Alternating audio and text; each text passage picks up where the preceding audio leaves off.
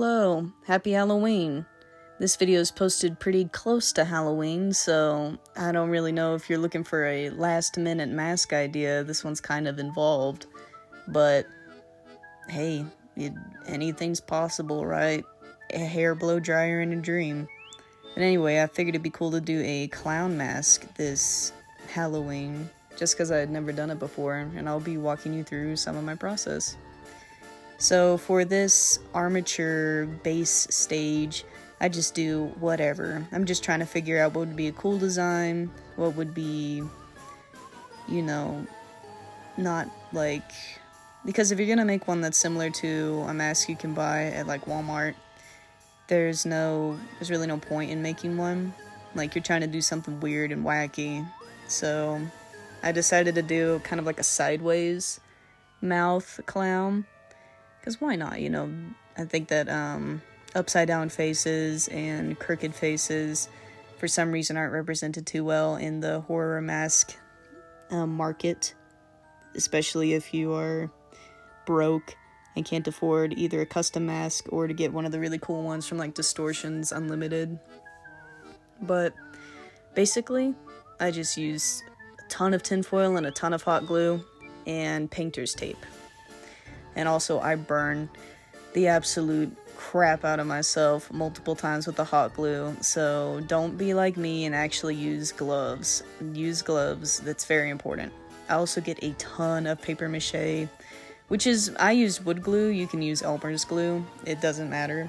Also, I don't know why I brought out the dry joint compound. I did not use that. So if you were seeing the materials and see it right there, I burnt myself so bad. Anyway, if you're looking at the materials and were confused why the dry joint compound was there, just ignore it. You don't need it. It's all good. And you actually shouldn't use it if you're using Elmer's glue. So, for some reason, it turns the mixture into like rubber. It's a huge waste of money and you'll be very frustrated, so just stick with either wood glue and the dry joint compound or Elmer's glue and just the toilet paper. I think I'm gonna let the clip play out and I'll be back to explain the rest of the process.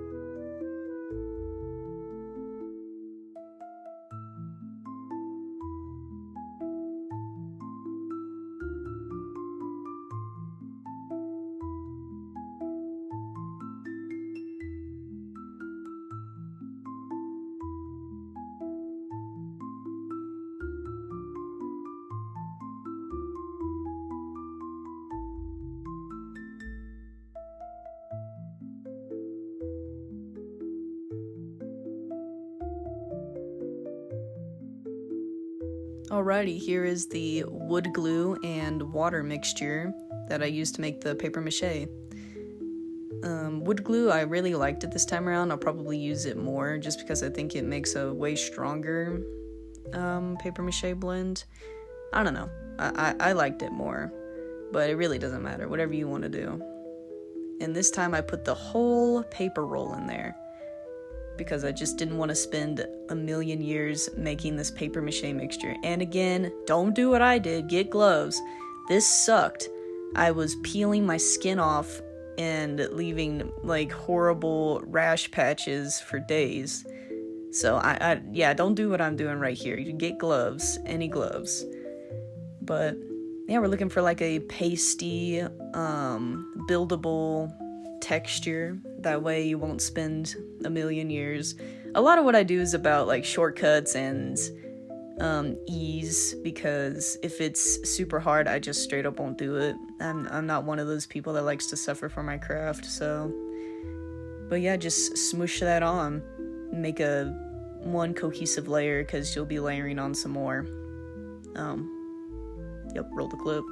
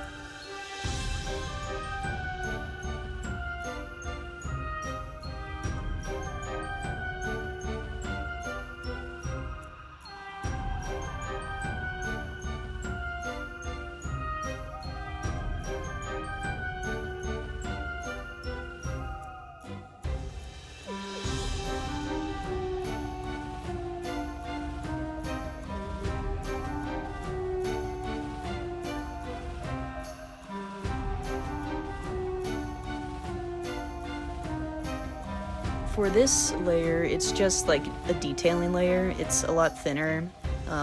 If you can see, I barely mix around the paper strips, and I just plop it down to cover up areas. It's a more smooth, obviously not like the smoothest, you're still gonna get wrinkles and texture, but it's a lot smoother than the paste, and you can cover the cracks easier this way and add, like, you know, veiny textures, more details. Yeah, I really have no idea how to end voice recording clips, so if I sound awkward, sorry. Working on it. We're all learning and growing on this earth, so enjoy the rest of the clip.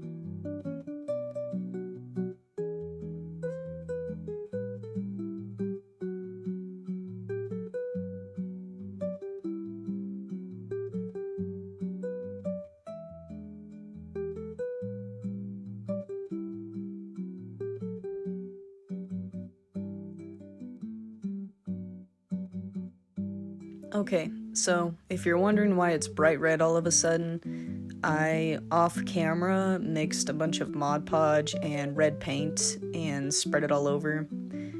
Just because the red paint makes it easier for you to see like areas that you'd miss with the white paint if you're doing like a clown mask or any mask that needs a white base layer. And also, I think it shows up nicely, like as an underpainting, so it looks like more fleshy, I guess.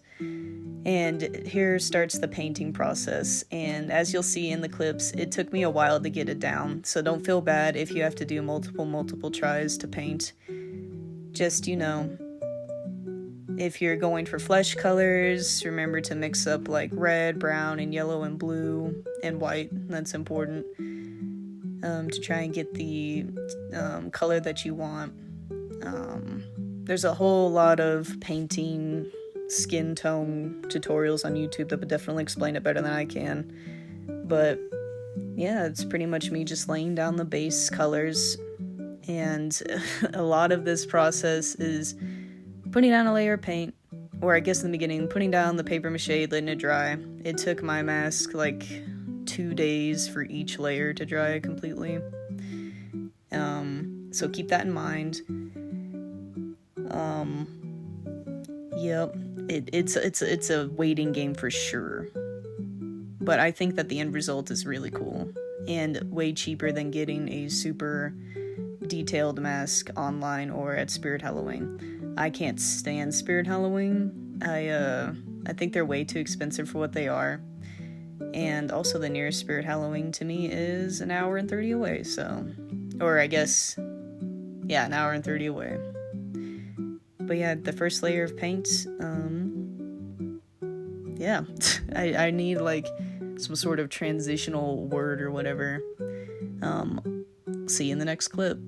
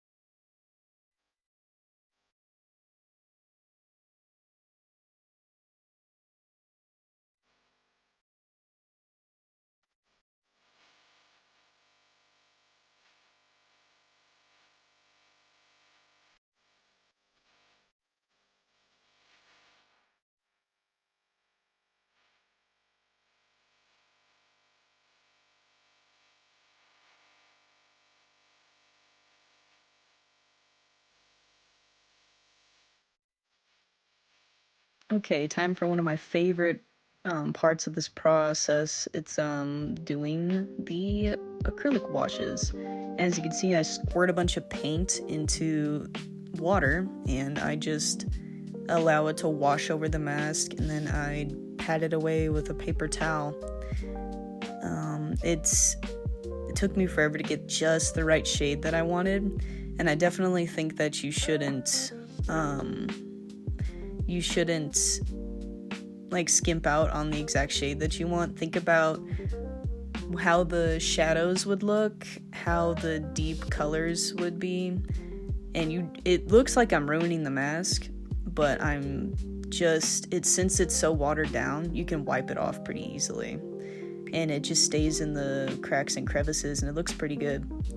You're probably going to want to do it a couple of times, like I did in the video, just so that you can build it up and you can get the exact colors that you want. But acrylic washing is really fun. I think that it's probably the coolest part of the process because that's when the mask really comes to life, I think. I don't really have any other techniques for painting or any other advice. I don't know if you could tell, but I'm kind of winging it as I go along. I've made masks for about a year now, and I'm still like winging the process as I go along. But yeah, I guess the only other technique that I could even explain is dry brushing, and we will get to that in the next clip in a little bit.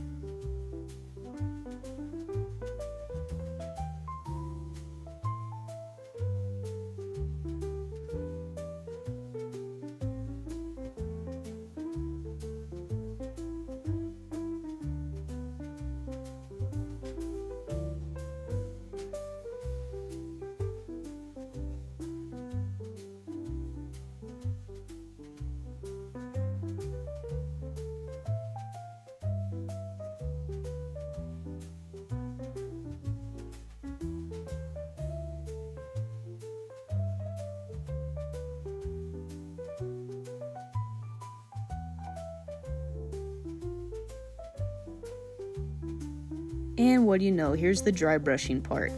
You load up your paintbrush with the paint, you wipe off as much of it as you can, and then you lightly dust the top of your mask or sculpture or whatever.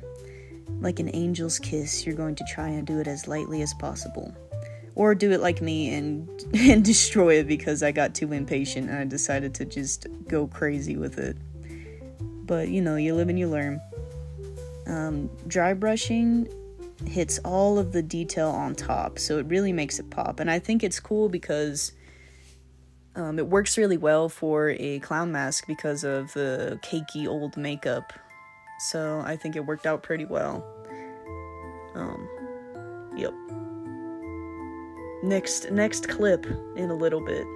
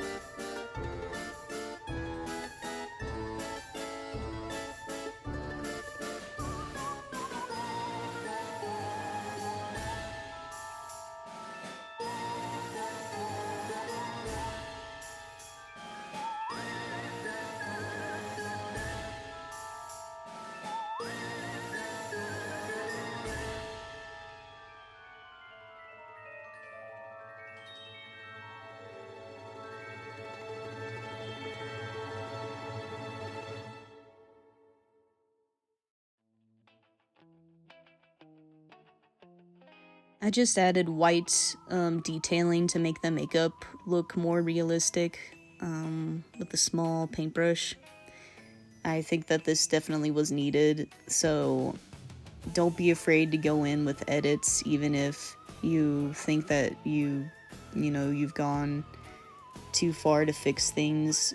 Just fix it. You'll really regret not fixing it later. You've already spent so much time on it, so go for it. I also went in with a Posca pen also and added even more details. I think Posca paint pens are really helpful for small painting details like that.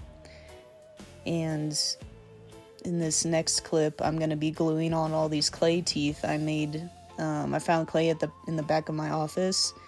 I just, smushed it into teeth shapes, let it dry, painted them brown, hot glued them all on.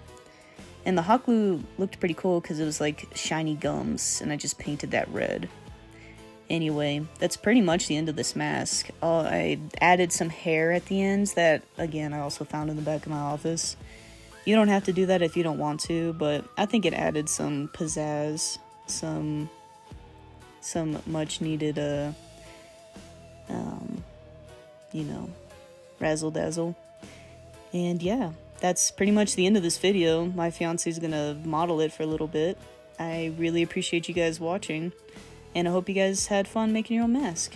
Like, subscribe, all that. See ya!